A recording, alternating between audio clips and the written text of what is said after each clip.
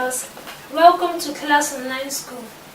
In our today's class, we are going to continue with the punctuation mark we've learned so far. And now this is another punctuation mark in English language, the semicolon. And this is this is the sign. Remember I told you punctuation mark are what? They are signs that make our writing meaningful. It makes, when reading it makes it meaningful to you. Now, we have semicolon, and this is the sign of what? A semicolon. So what is a semicolon? A semicolon, it is used to separate items in detailed list. Semicolon is used to separate item in detailed list. Remember I told you about comma. Comma is also used to separate what? List. But now, this semicolon is showing a pause longer than what? A comma. The pause we are having in this semicolon is longer than a comma, but shorter than a full stop. Example, we have Michael has a big house. There is a pause there. Remember, this pause now is longer than that of a comma.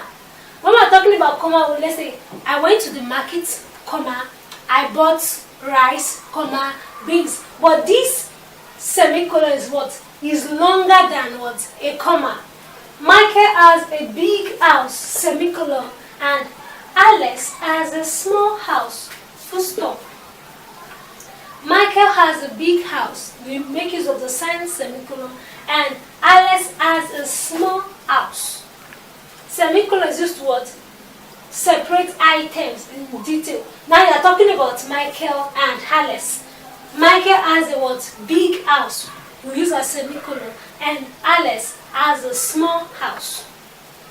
Now we're going to move to the next punctuation mark, and that is hyphen. When we're talking about hyphen,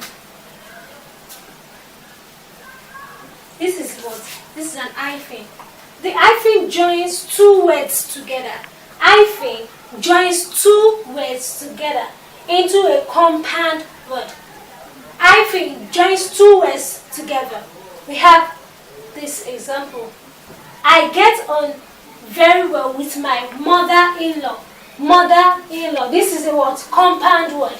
We're having hyphen in between of mother-in-law, father-in-law, sister-in-law. We make use of the sign hyphen to what? To join all these compound words together. He studies 18th, we have the hyphen, century literature.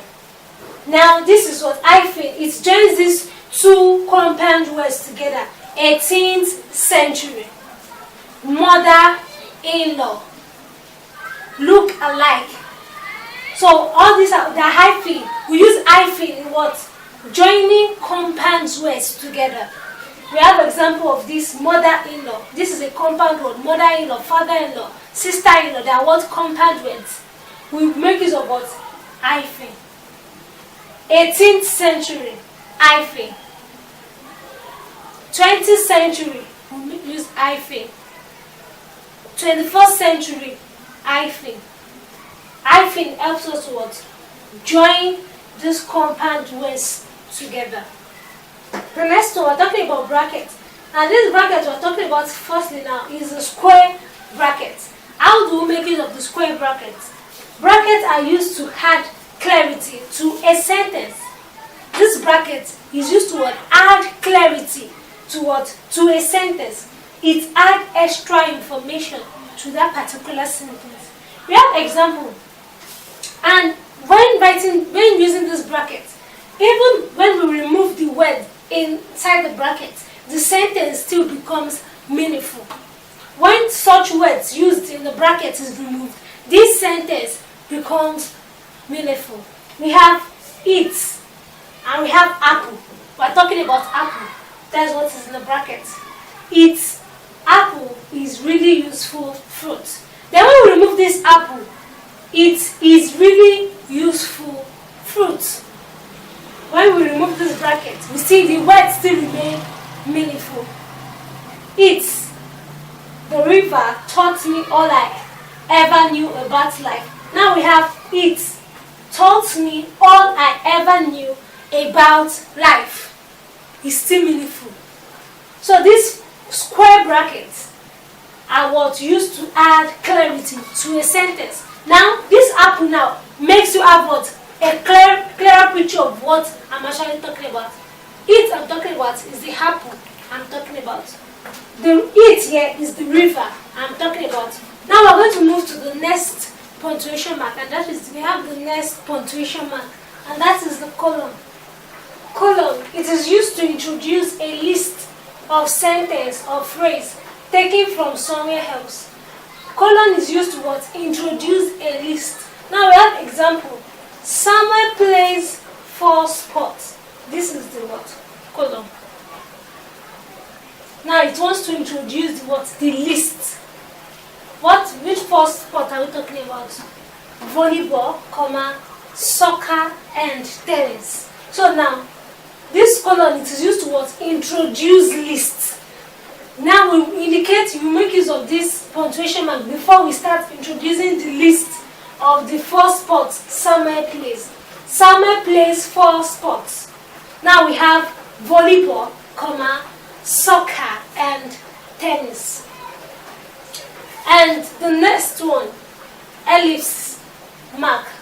That is the 3 dots. 1, 2, 3. This means one or more words have been intentionally left out. This is where you want to what? Intentionally leave a word out. We make use of these ellipses. Today, they made use of these ellipses. That means something is missing here. We started new work. Today, the ellipsis is there. We started new work. We could also have 1, 2, 3.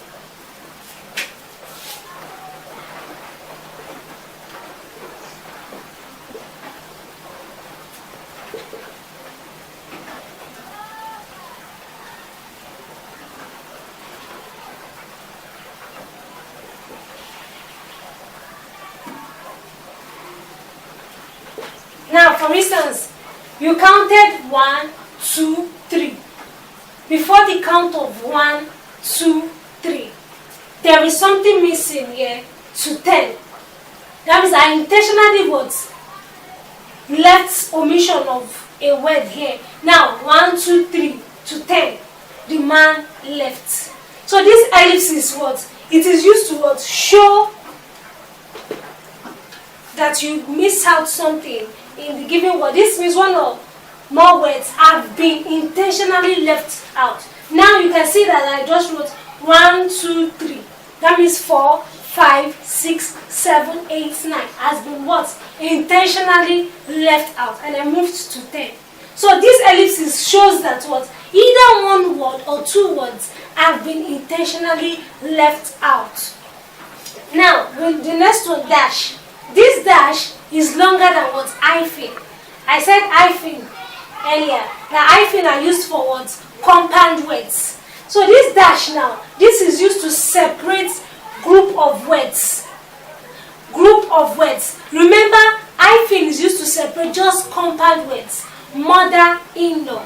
Mother, we have the hyphen, in-law, in between. Now, but this dash is used to what? Separate a group of words. That means we are going to have a group of words before we can make use of what? The dash.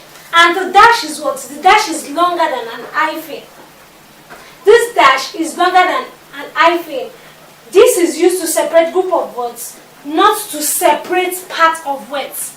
When we have mother-in-law, we are talking about a particular word now, just one. We are separating it together. Mother, hyphen, in-law, hyphen, and the rest. But this one, this dash is used to what? Separate group of words. And like the hyphen does, she gave him her answer. This is what? A group of words. She gave him her answer, and we have what? Dash. And what was the answer? No. So this dash is used to what? Separate group of words. This is a group of words. Now, the game is over. That is a group of words. We indicate what? The dash. What next? We add one. Remember,